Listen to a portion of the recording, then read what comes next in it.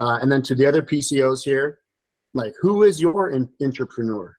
Do you have someone in your organization who can build and free up some of your time by letting them do what they do best? Dude, that's so awesome. And I love that we're distinguishing the difference between, an entrepreneur that we're all so familiar with and an intrapreneur, which is its own unique definition, right? And like you said, it's in your business that has innovative thinking and wants to make changes in a positive way. And they have these big goals and aspirations, and they want to do it within the safety of an existing business. Welcome to the Bug Bucks Podcast, a podcast designed to help you become a bug money millionaire. Today's episode is brought to you by Bug Bucks Plus, the #1 course designed to help you start and grow your pest control company. I am your host, Eric Bassett, and I've got my co-host, Jake Klaus, with me. What's up, Jake? What's going on, Eric? Hey, my fellow Bug Bucksers. Dude, not much. And I'm looking out your window over your shoulder, and it looks nice and green, but I know that wasn't the case a week ago. No. For the first time in our 10-year history, we had to shut down our service routes for, it was like a Thursday through the following Saturday. So over a week, we had to shut down routes. It's crazy.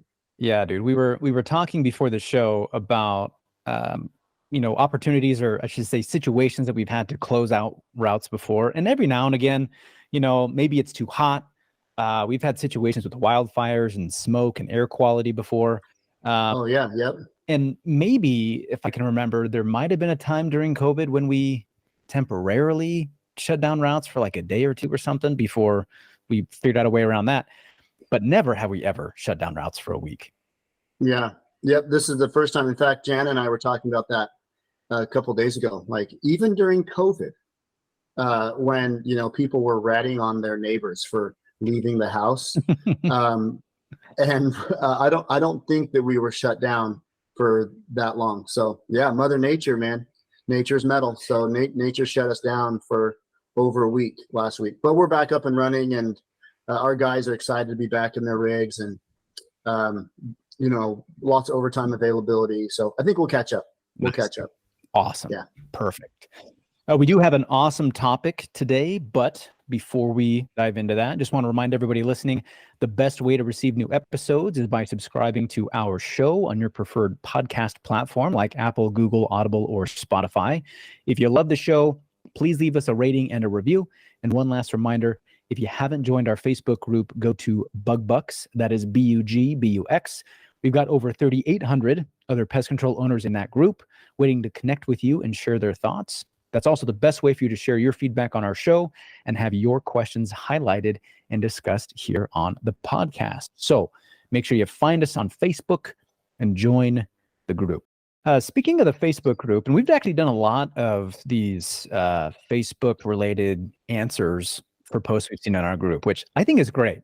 I like being able to pull some of these questions into the podcast and kind of dive into them, pick them apart a little bit. Oh, totally. This one is one that I actually don't think we've had before. We've never talked about this really on the podcast, and I kind of a first for the Facebook group. But credit to Matthew Mariscal. I probably butchered that one.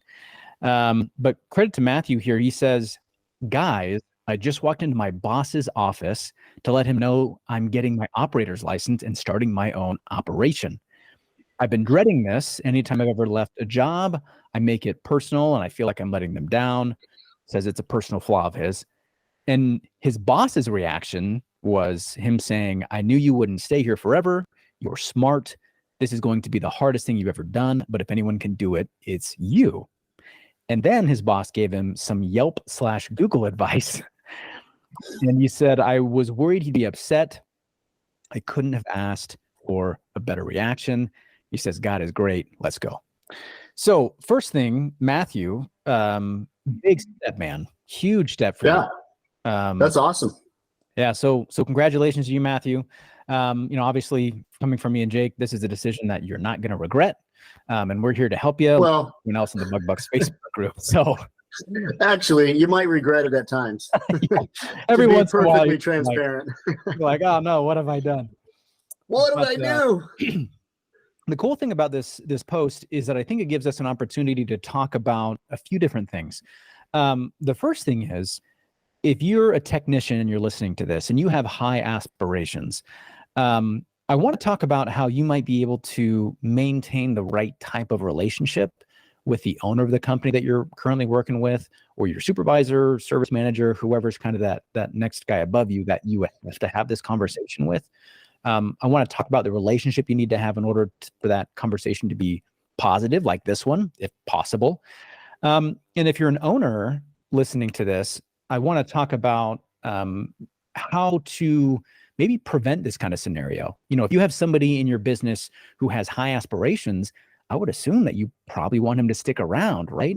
And use his high aspirations to both benefit him and your business. So maybe we can talk about pro tips on how to avoid that. And then last, but certainly not least, we can kind of pepper in some non-compete information and maybe some non-solicit advice, you know, from our non-attorney spokesperson point of view. So, Right. Yeah, so let's start off with maybe some pro tips for the technician here. Jake, what would you say? What advice would you give a technician who's got high aspirations and he's kind of feeling like, man, I feel like I can't do this unless I go out on my own? You know, this one question and topic right here, there is so much to unpack in this one scenario that, you know, we can try to pack that into 30 minutes. But so first of all, my first thought is, what's our friend's name? Michael? Matthew. Mike? Oh, Matthew. Sorry, Matthew. So yeah, so here's my first thought is, when Matthew said that he gets personally involved with the companies that he works for, and you know, he mentions that might be a personal character flaw. What I would say is that is absolutely not a character flaw. I think that probably the greater character flaw is not being engaged in your work and not giving 100% to your business or to the company that you're working for. I remember when I was 15 years old, I had a mohawk and I worked at this McDonald's. It was like a McDonald's tucked away in front of Fred Meyer over by my parents' house in Boise. It's not there anymore, but I would skateboard work every day. And I remember my dad would put his hands on my shoulders and he'd say, Jacob, give your employer an honest day's work for an honest day's wage. And that stuck with me. Even as a punk kid, I did my best, right? So I think that probably the character flaw that's more prevalent is people going to work and not giving two craps about performing in their job. So kudos to you, Matthew, for being personally engaged in your job. Kudos to you for giving everything you've got to the company that you're working for. That's my first. My second thought is, you might not know exactly what you're jumping into, which is great, and that's what the Bug Bucks Facebook group is all about.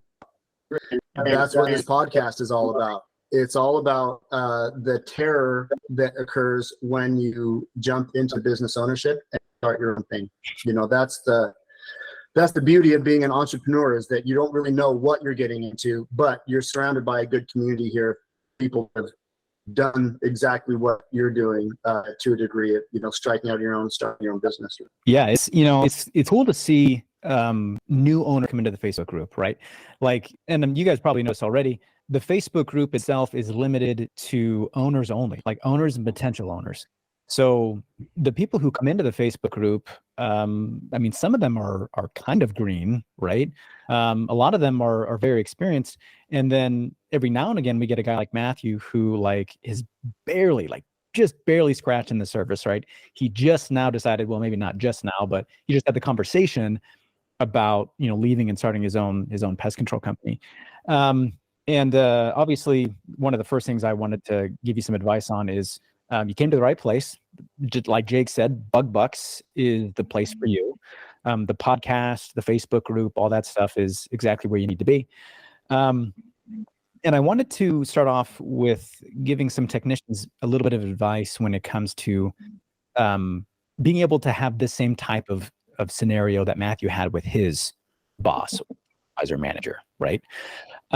If you have high aspirations, you should be able to have those conversations with that owner, boss, manager, where you sit them down and you say, listen, I want you to know that I value this opportunity. I feel very blessed and fortunate that I've been able to work here. I want you to know that these are the goals that I have for myself, right? These are the financial goals that I have for me and my family. These are the professional goals that I have for me, right? And maybe these are the personal goals that I've got. And I would love to find a way that I can attain all of those things while working for you. If that's possible, it's a win-win, right? And then you can say, listen, I know that sometimes the timelines for that don't necessarily line up. And so if there's really not a way for me to do that here, that's okay. I'm going to give you 100% of me until I find a way that I might be able to build my own opportunity for myself. And I want to make sure that we're open and honest and transparent with each other. So when that time comes, I can have a conversation with you and we can shake hands before I walk out the door, right? That kind of conversation, I think, will show you how mature your business owner, the owner that you're working with is, or how mature that manager is. Because the next thing I was going to say is you're not going to get this type of response from a lot of guys. Some owners, No, I'd say it's pretty rare. yeah. So, if again, that's kind of my advice to get that started. And just so you know, even starting that conversation might open up a little bit of a can of worms. So, take that with a grain of salt. But I think that if you do it right, you can get the best of both worlds, right? You get the support from the person you're working for. And then when you do need to leave, that support continues on. Yep. Yeah.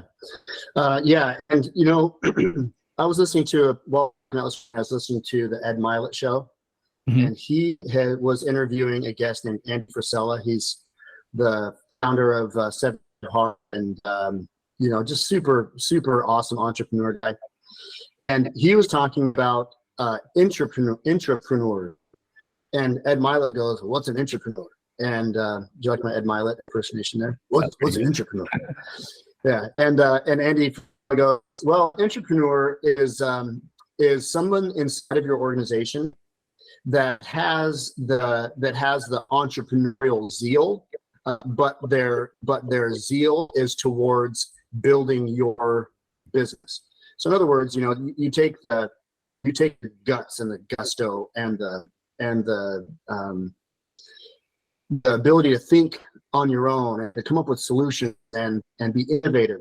You take all of those things that an entrepreneur has, and you put it towards the company that you're working in, or building yourself within the organization. And so, like hearing this from Matthew, it makes me want to say to the other business owners, other pest control business owners here, if you have a guy that you see as being entrepreneurial minded, then it might be worth it to mentor that guy or girl, and give them opportunities to explore their own desires to grow and build inside your business. You might be surprised by what you find. I feel like we try to do that to some degree with our key leaders at Natura. There are people inside business. In fact, with one of our most key people, sometimes the challenge is like, whoa, he talked to us about stuff before you make some of these big decisions, because he's so entrepreneurially minded. So that's the other thought that I had about this. Like kudos to Matthew. Dude, keep in touch with all of us here, and I think that we're all now really interested in seeing your journey and being a part of that. And then to the other PCOs here, like, who is your entrepreneur? Do you have someone in your organization who can build and free up some of your time by letting them do what they do best? Dude, that's so awesome. And I love that we're distinguishing the difference between, an entrepreneur that we're all so familiar with and an intrapreneur, which is its own unique definition, right? And like you said, it's in your business that has innovative thinking and wants to make changes in a positive way. And they have these big goals and aspirations, and they want to do it within the safety of an existing business, right? And speaking of maybe somebody that was more of an intrapreneur in the beginning, when I got into pest control, that was kind of my role, management, director of sales, that kind of a thing. And eventually I joined the ownership team as kind of an entrepreneur, right? This actually really rings true to me in a lot of ways. I think is really awesome. And I love that you pointed out, sometimes when it comes to managing entrepreneurs, it can be difficult, right? Because they have a lot of these big aspirations. Sometimes they make decisions on the fly, and they do things without consulting you. And there's this this thing that you have to balance, right? And what's funny is that I've seen a lot of pest control managers and pest control owners be on interesting ends of the spectrum, right? Where either you're so worried about your own value in the business that everybody that you hire is at a lower capability and capacity that you are, right? You're actually kind of scared to hire somebody who's smarter than you, who's better at your job, who could be the guy that replaces you, because you don't want to be replaced, right? You're scared about it. So you kind of choke out all the good candidates that come in the door. And then whenever someone who's kind of okay comes in the door, you hire them, and you're like, okay, well, at least this guy's not going to show me up, aggressively trying to bring in new good talent. And they realize that they don't want to be the smartest person in the room. They want to have other people.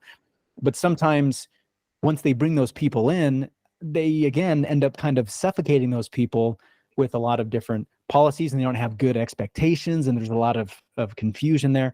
So I guess kind of 2 points of advice that I wanted to share is don't be the guy who is not hiring good candidates because you're worried about your own value, right? The value that you bring to the table as a business owner, operator, even some of these high-level managers that could be listening, the value that you bring is by putting together a solid team of people who can run the business, help you run the business, and eventually replace you as you move on to bigger and better things, right? And then on the opposite side of the spectrum, once you do adopt that lifestyle and you bring those people in, sit down and have kind of a clear path for them. Make sure that you give them room to grow, and then make sure that you talk about boundaries, things that are important to you, so that when they go to make decisions on something, if it's something that you care about, they don't just step on the gas. They come to you first and say, hey, listen, I've got a great idea. I want to get your input on it, get your buy-in, tell me what you think, get your support. And then if it sounds good to you, I'd be happy to execute on it for you. Dude, that guy sounds like a freaking winner in my book. Yeah. Unless you're a PCO who wants to continually, for the rest of your working life, have your hands in everything in the business, then if that's you, then don't listen to the next 10 seconds. But if you're anything like me and Eric, where we want to be spending our time in our business doing the things that bring us joy and illumination, we want to hire people to replace the things that are necessary inside the business. We want to hire our own replacements, right? Mm-hmm. Because first of all, being a business owner, there's so many facets of the business, and you can't possibly be the best at every facet of your business. There's a good chance, in fact, it's probably, I would say 100% likely that, is that a thing? 100% likely? Sure. I don't know, it's a paradox. I don't know, whatever. But it's highly likely that there is somebody out there that can do every facet of the job better than you can. And if there are some things that you just find to be drudgery that you don't enjoy, then hire your replacement to take on that task so that you don't have to do it anymore, and they can do it better than you could. That leaves you free to focus on the things that you really enjoy, and also helps build the business, because now you have somebody in charge of one of the facets of your job that you didn't enjoy doing, but they're doing it better than you did. or than you could have. So they're, growing a business. So I know this is a bit off topic. This isn't necessarily on with Matthew's question, but it's important to discuss because it might be every PCO's fear that he's going to hire somebody, train them, they're going to become really, really good, and then they'll become your competition. And if that's the case, then so be it. But in my opinion, that shouldn't be a reason to not hire out the best talent that you find. Yep. Yeah. And it's, I can't remember who said this quote, but the gist of it was, this guy asks, what happens if we train this employee and give them all these skills and then they leave, right? And the other guy turns to him and says, well, what happens if we don't give him the skills and he stays, right? Oof. And you think about that impact. And what's cool is that Richard Branson actually said a quote that's really similar. And he said, train people well enough so they can leave, treat them well enough so they don't want to, which I also thought was awesome, right? Yeah. Yeah. What's interesting to think about, and I love that you brought up delegation, because I think business owners think about delegation in the format of like time management, right? They're like, okay, if I want to get more of my time, I need to learn how to delegate tasks. And if I can delegate tasks, then I can focus on other more important issues in the business, which is 100% true. But the thing that they might be forgetting is that delegating those tasks gives other people in the business their own opportunity to take a piece of that pie and own it, right? And I don't think they realize, as a manager or even as a frontline colleague, when an owner or somebody of authority comes up to you and says, hey, listen, I usually take care of this, but you seem like you're really good at it. Would you mind kind of just managing this for me? That's awesome for the right person. If the person has the right mindset and they have high aspirations, which is what we're talking about, they're going to love that, right? They're going to go home. They're going to talk to the spouse and be like, babe, you're never going to guess what happened at work today. The owner came directly to me and he gave me a special project, something that he usually works on. He's trusting me with this, right?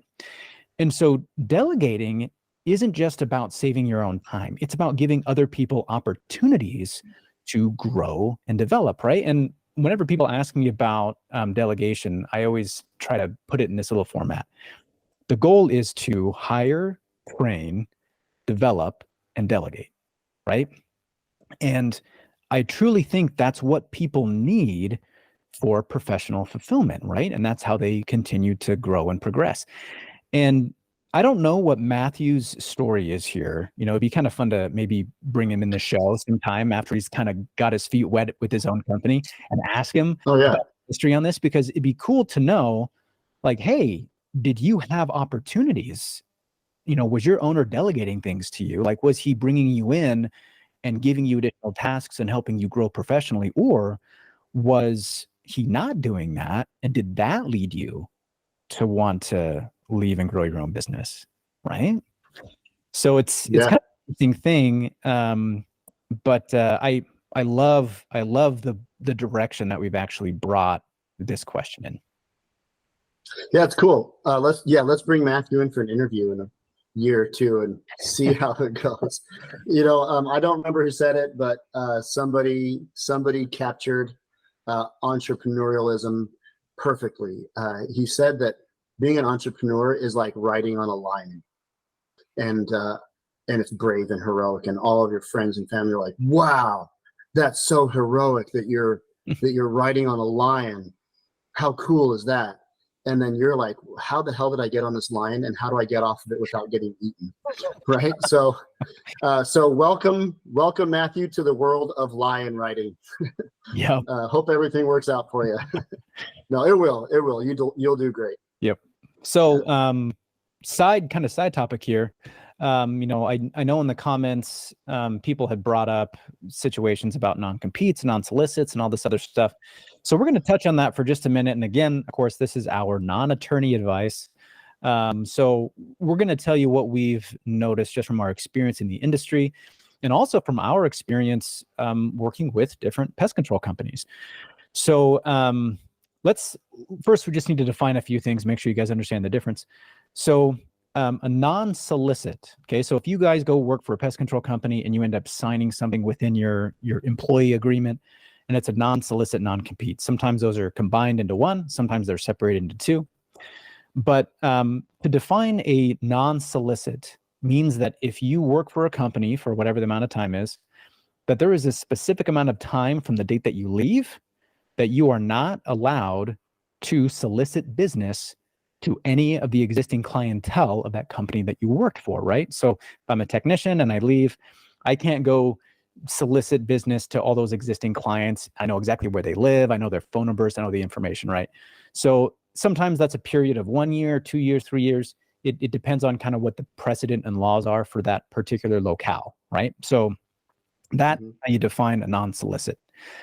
A non-compete is specific to when you leave a pest control company, you not being able to work for any other like pest control company or possibly related industry for a specific amount of time, right? So if I was going to go leave from one pest control company to another within a specific geo area, maybe that's again 1 year, 2 years, and I'm not allowed to do that. I'll tell you from experience that non-solicits are very enforceable. And the legal system is very quick to enforce them. It's pretty cut and dry. If there's proof that that client was, a member of that business and you used information from that business to pursue that client, you got a breach of a non-solicit, right? So that's pretty easy. Non-competes, however, this is a mixed bag. This is really interesting. And there's like different levels of it, right? So if you sign a non-compete and you're like a frontline colleague, like we'll say that you're a CSR technician, someone that's kind of in the front lines of the business. The ability for a company to come after you or enforce that and not allow you to use your normal professional skills to provide for your family within a market, from what I've seen and from the attorneys that I've talked to, not so enforceable. It's really difficult for them to be able to prove that that's in any way really going to hurt the company. And in most ways, it just hurts the former employee, right?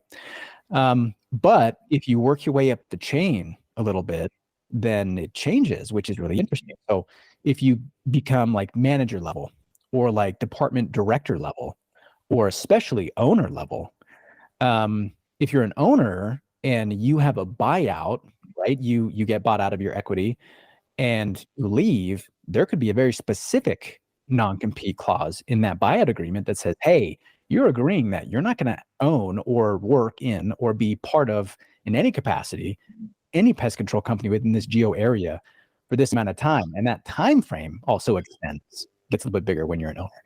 So that's the terminology. Those are some of the specifics of how those things differ. But just wanted to throw that stuff out there. Jake, have you run into anything similar to this, or have you heard any stories surrounding non-competes, non-solicits? Well, I can tell you this. The reason why, well, not the reason, but one of the primary reasons why we started our pest control company in the Portland, Vancouver area is because I had a non-compete with a company in the Boise area. Hey. So,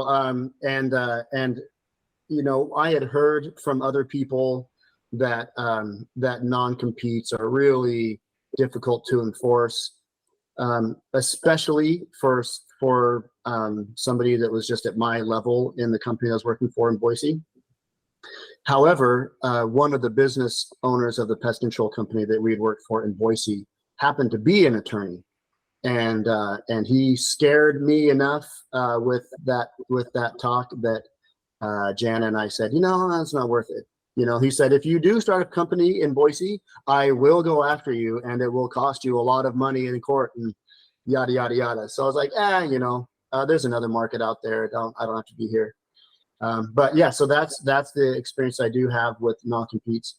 I don't really have any experience with non-solicits, but I do know of other people who have violated a non-compete. And when it came down to it, the court basically said, look, if you're preventing this person from using their marketable skills and traits if you're preventing them from using those marketable skills and traits to perform similar work in the same market, and it's hindering their livelihood, it's not gonna stand up in court. So that's what I've heard, and I've heard that on a number of occasions. So it's funny that sometimes we have to sign these things that may or may not be enforceable. But a non-solicit for sure. Yep. If you work for a company and you run a service route and it's service route A, and you know all those people, you know their dog's name, their gate codes, their garage codes, you know where their key is to their house because you do services there when they're not around. If you go and start your own company and then go after those customers and you've signed a non-solicit, then again, I'm not a lawyer, I'm not an attorney, but from my experience, if you do that, if that's the course, then that's not going to turn out very good for you. Yep. Yeah. And I'll probably add in here, I'm guessing there's probably some guys that are thinking, okay, how do I get around some of this stuff? Right. And I just want to share a little bit of a liability or maybe a philosophy that you just need to consider. So if you have a non-solicit and you're thinking, okay, well, what if the customers don't like that company anyway, and then they approach me, right? And then they say, hey man, I miss you. You haven't come by the house. I heard you left, and I'd love to just stick with you if you're still doing pest control. Okay. Technically, that's not you soliciting business from them, right? They're technically coming to you. But you have to consider that if you are a brand new pest control owner, right? Let's take Matthew, for example.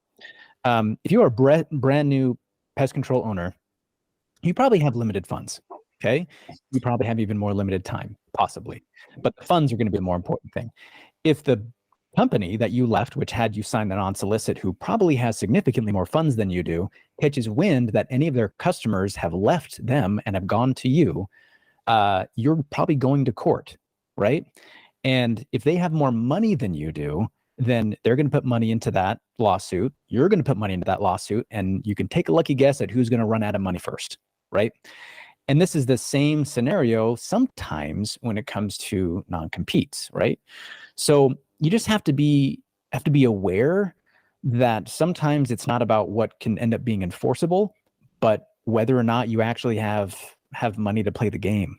So just keep that in mind. And if anything, definitely pay attention to non-solicits and non-competes. Tread lightly is what I'll say, right? Again, this is our non-attorney advice. We have attorneys that you guys can talk to if you have more questions about any of this stuff.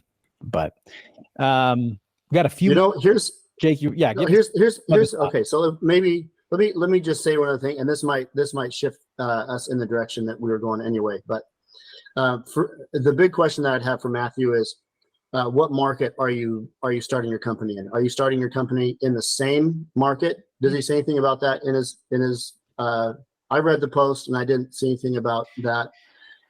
Maybe one of the reasons why Matthew's former boss is like, hey, yeah, I'll help you, is because Matthew's saying, I'm going to go to a different market than this market.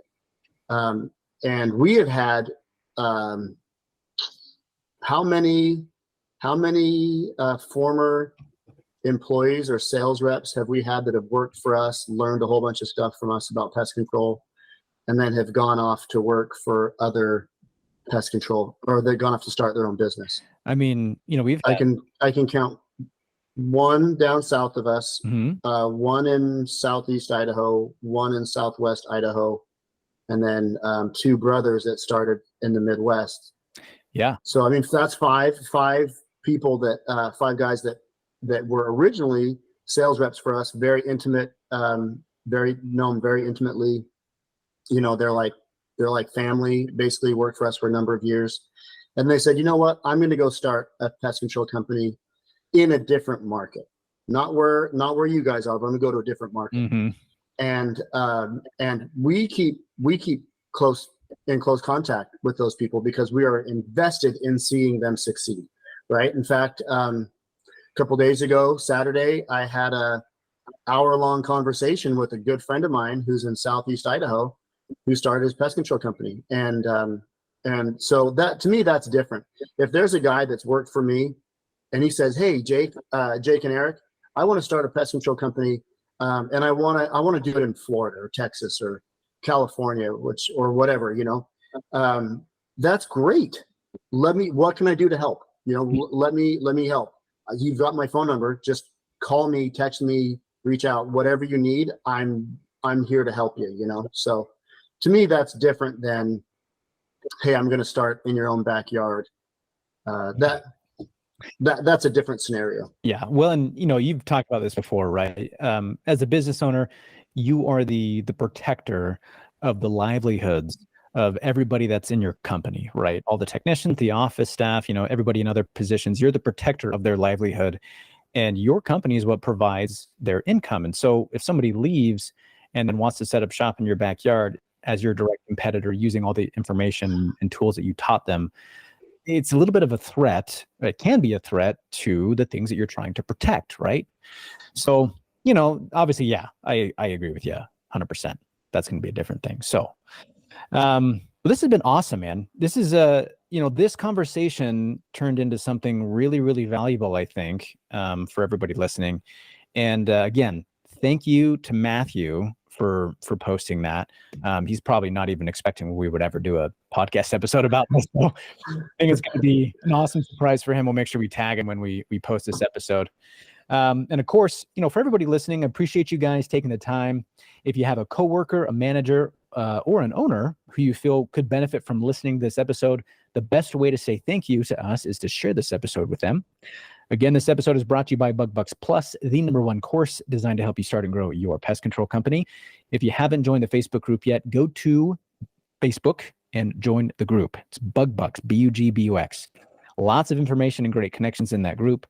Thanks again for listening in, and until next time, keep building those pest control companies. If you enjoyed today's episode, please show your support by subscribing and leaving us a 5-star rating. Thank you, and we'll catch you on next week's episode.